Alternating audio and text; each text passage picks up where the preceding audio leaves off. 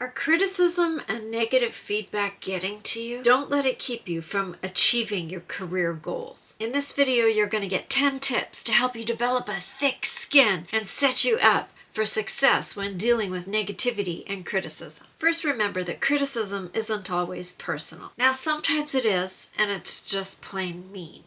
But most of the time, it's meant to be positive, it's meant to help you, it's meant to be something to help you to improve. Don't always take it as a personal attack, because most of the time it's not. Whenever you're feeling down about it all, take a step back and look at it objectively. There is a saying by a guy named Ron Heifetz. It is getting up on the balcony and off the dance floor. Sometimes it takes a little bit of effort to get yourself up off the dance floor onto the balcony where you can see objectively or gain some perspective on all that's going on in the whole situation.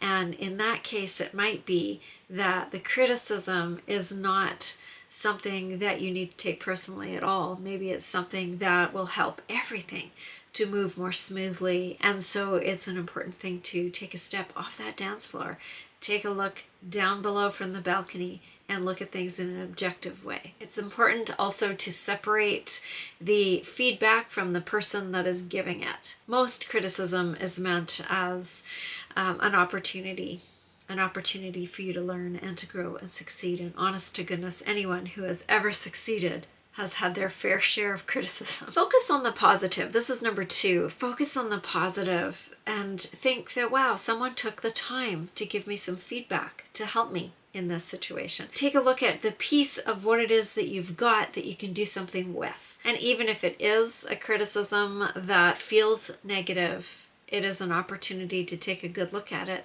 and decide whether or not you want to keep it or decide if you want to ignore it. Thirdly, take a break. If it is feeling all too overwhelming, take a step back, step out of the situation for a moment if you can, and give yourself time to breathe and time to think about it. It's better to do that than to instantly send back a response if it's an email thing, or to talk back to the person. If you need a breath, take a moment. You can say, I just need time to think about this, and go think about it, because you might regret not taking that time if you lash out or you respond before you've got a chance to think about it. The fourth thing is to practice self-care. Find something that you love to do and that you are good at, and go and do that for a little bit if you can. Expect criticism if you're starting out, or if you're in a high-pressured situation, or anywhere actually, because we all expect to receive some kind of feedback or criticism in the work that we do. Expect it and practice how you're going to deal with it. Not everybody is going to love what you're doing. It happens to everyone. Not everyone is going to absolutely adore every single thing you think of or every action that you take. I learned this when I was teaching in healthcare in the college system. I thought, I was doing a great job. People were enjoying it, but not everybody loved what the teacher had up her sleeve. And not everybody, was interested in hearing the stories that I had to tell. It is just a fact of life. You cannot have everybody adore you. And as much as you hope that they're going to learn and grow and gain things from you, that's not always the case. You can't please everyone. And just understand that there's always somebody who is going to criticize you. And sometimes it's their own stuff. Sometimes it has nothing to do with you or your performance. The fifth thing is, don't take it too seriously, because it is one person's opinion. Unless it's 15 people's opinion, then you might want to listen. But if it's one person's opinion, it could be, as I said before, their own stuff and might not have a whole lot to do with you. As long as you're able to do your job well. If you've seriously made a mistake or you're doing something that needs improvement, then yeah, of course. But if it is somebody's opinion and you believe that what you're doing is the right way to continue, then continue. The biggest thing is to not let it affect your self-esteem. The sixth thing is to own it. Take responsibility. If you have done something that you need to fix, say that. Claim it. Embrace it. Yes, I made a mistake. I want to learn. I'm going to do it better next time. I'm going to improve. I understand your perspective. I'll try it your way and let's see what happens. Don't miss an opportunity to learn or grow or stretch or improve, because we always want to do that if you want to advance your career or be the best that you can be in what you're doing. Sometimes it takes somebody offering you a different viewpoint or offering you another way before you decide to engage in that. I can't remember if this is number 7 or number 8, but it doesn't matter because we'll just carry on.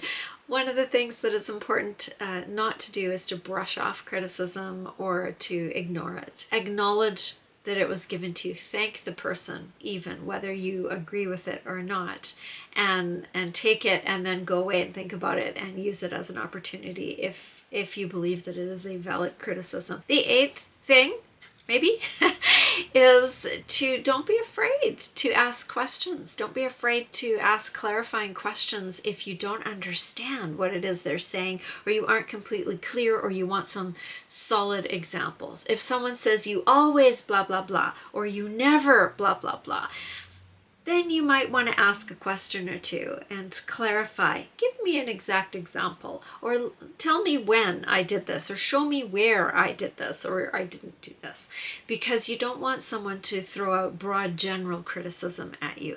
You want specific examples, and it's completely fair to ask clarifying questions. The 9th one, if it is indeed the 9th one, is about becoming resilient. And so that is where it's best not to become overly sensitive or defensive of a criticism. This all kind of follows on the other two, but to be able to be calm and to be open and to listen, and then to do with it what you will. Being humble about receiving it is very professional in attitude and will serve you far better than getting all hot under the collar and mad about it before you've had the chance to step back and think about it. And then finally, don't forget to give yourself credit. Celebrate the things that you do that are moving you toward your most excellent self as an employee in the work that you're doing, or as an entrepreneur, whatever it is that you are doing.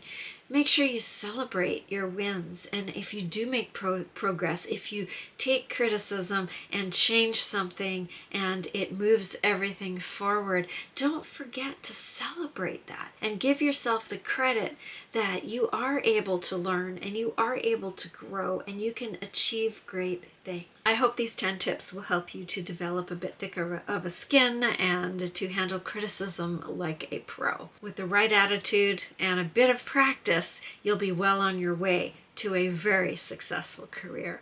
If you would like to learn a little bit more about confidence, then check out the video that I have over here, and I'll see you in that video.